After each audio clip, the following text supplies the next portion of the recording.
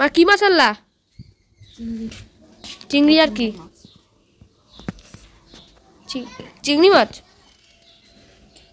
তো বন্ধুরা দেখো এখানে হচ্ছে এক পোয়া হচ্ছে চিংড়ি আর এক পোয়া হচ্ছে মলা মাছ, মানে দুটা মিলে হাফ কেজি।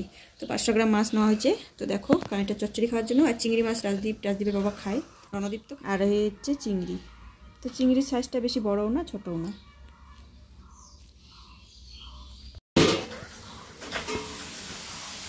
ভাত আমার হয়ে গেছে। তো এখানে বাঁধাকপি তরকারি বসেছি, বাঁধাকপি ভর্ত আর ভাত। তো এখন এই বাঁধাকপি তরকারিটা দিয়ে খাই নিব, মাছ পরে রান্না করবো। তো এই দেখো এই কপিগুলো আমি ভাবছিলাম যে বড়া করব, মানে বাঁধাকপির বড়া পেঁয়াজ দিয়ে। তো ভাবছি না চচ্চড়ি করব, এখন আর বড়া করব না। তো রাতে দেখি যদি তো আমি দিয়ে দিই। তো কপিটা বসিয়ে আমি ঢাইকে রাখছিলাম, তো সেদ্ধ হয়ে যাবে। তো এখন আর বড়া করব না, দিয়ে দিলাম। তো এদিকে দেখো সকালের খাওয়া দাওয়া করে মাছ ধুয়ে নিয়ে এসে তো এই মলা মাছ আর চিংড়ি মাছটা আমি ভাজা বসিয়ে দিয়েছি। তো দুই মাছই ভাজি নিয়ে তারপরে চচ্চড়ি বসিয়ে দিব আমি, আর এই মাথাগুলো দিয়ে করব বাটা। তো দেখো রণদীপকে স্নান করিয়ে দিলাম, আর ওদিকে আমি চচ্চড়ি বসিয়ে দিচ্ছি। আর প্রচণ্ড গরম পড়ছে বন্ধুরা, দেখো ফ্যান ছেড়ে দিয়েছি। আর রণদীপের 12:30টার দিকে টিউশন আছে, তো যার জন্য আমি ওকে স্নান করে দিলাম। যদিও 12:30 এখনও বাজেনি, তো এখনও ওই তো 12টার মতো বাজে এখন। তো ওকে স্নান করিয়ে দিলাম, করে রেডি করে রেখে দিই, তারপরে ও পড়তে যাবে। তো আমার দেওরের বাড়িতেই পড়তে যাবে, বেশি দূরে না, দিদিভাই পড়াতে আসবে ওকে। তো এদিকে দেখো ও তো কি বলবো সবসময় এরকমই করে, দুষ্টুমি লাফালাফি।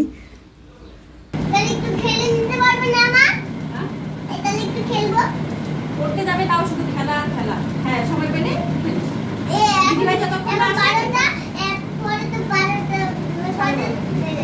এখন 12টা 12:30 মানে একটু দেরি। হ্যাঁ তো রোদরে যাবে না, এখানে বিছানায় বসে বসে একটু খেলো। দিদিভাই আসলে ফোন করবে। দিদিভাই আসলে ফোন করবে, ঠিক আছে? দিদিভাই আসলে একটা নিয়ে যাই, যখন দিদিভাই পড়তে শুরু করব এখন খেলি। দিদিভাই যেতে তো বাবা।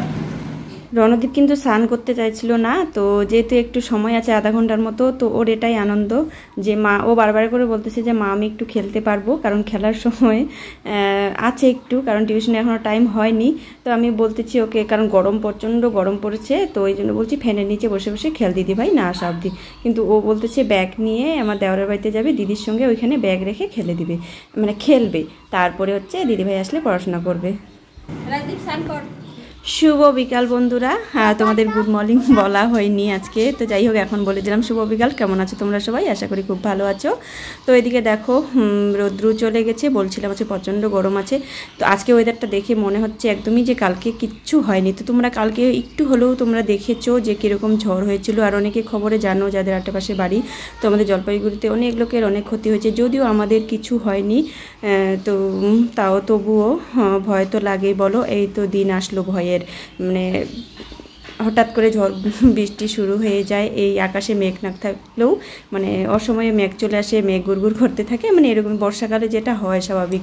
তো এদিকে দেখো রসুনগুলা রোদে দেওয়া হয়েছিল। তো কালকে দেখেছি তোমরা রসুনগুলা কাইটে তো রেখেছিলাম। আর রসুন কাইটে রাখলে না যদি রৌদ্রু পায় তাহলে খুবই ভালো থাকে রসুনটা, মানে রসুনের দানাটা ভালো হয়। যদি রৌদ্রু না থাকে না তো কি বলবো চিটা হয়ে যায় রসুনটা।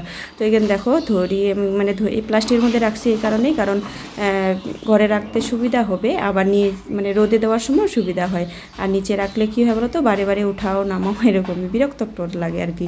তো এখানে দেখো তেঁতুলগুলো আমার একদম শুকিয়ে মচমচা হয়ে গেছে, কারণ তেঁতুলগুলো কিন্তু বেশ কয়েকদিন আগেই, মানে বেশ কয়েকদিন ধরেই হচ্ছে হ্যাঁ রোদে দেওয়া হচ্ছে। আর ছোলার আগে থেকেও রোদে দেওয়া হয়েছিল, এই জন্য রসুন মানে তেঁতুলগুলো টনটনা হয়ে গেছে। তো দেখো এবার ভাবছি বয়মে ভরে রাখবো।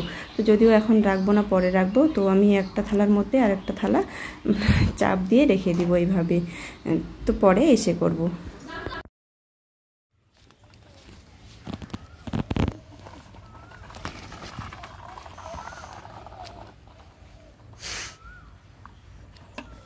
অনেকক্ষণ আগে খাওয়া দাওয়া হয়ে গেছে, তো বসেছিলাম একটু। আর এই দেখো বালতি নিয়ে আসছি আমি পালানের শাক তুলবো। তো শাক বলতে ওই দেখো যেখানে লাফা শাক ছিল, শীতকালে লাফা শাক বোনা হয়েছিল, তো লাফা শাকগুলো কাটিয়ে দেওয়া হয়েছিল। তো ওখান থেকে আবারও চারা হচ্ছে লাফা শাকের, মানে গাছ হচ্ছে লাফা শাক।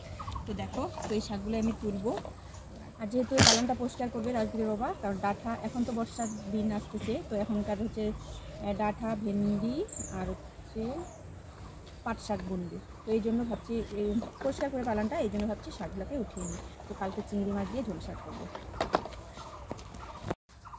তো বন্ধুরা আর ভিডিওটা বেশি বড় করব না, তো এই পর্যন্তই। তো এইভাবেই কেটে গেল সারাটা দিন আমার আজকে। কারণ লাফা শাকের বীজ হয়ে গেছিলো, সেই বীজ পরেই এই গাছগুলো হয়েছে, বৃষ্টি পাইছে এই জন্যই।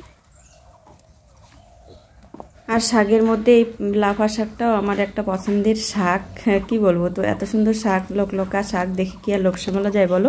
তো এই জন্য ভাবছি যে না, ঝোল শাক করবো। যে কালকে চিংড়ি মাছ দিয়ে মানে এখনকার সিজনে নতুন পাট শাকের ঝোল মানে দারুণ লাগে খেতে চিংড়ি মাছ দিয়ে। তো এই শাক দিয়েও করবো। এখন বর্ষার দিনে তো লাফা শাক দিয়ে লাউ গাছ তো কাইটে দিছি, আর এখন হচ্ছে বুনতে হবে হচ্ছে পুঁই শাক, চাল কুমড়া আর হচ্ছে ঝিঙ্গা, গেঁড়া।